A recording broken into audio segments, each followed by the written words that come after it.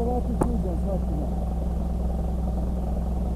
Znaš koliko ih svaki dan misli? Nevjerovatno. Sad je stao tamo i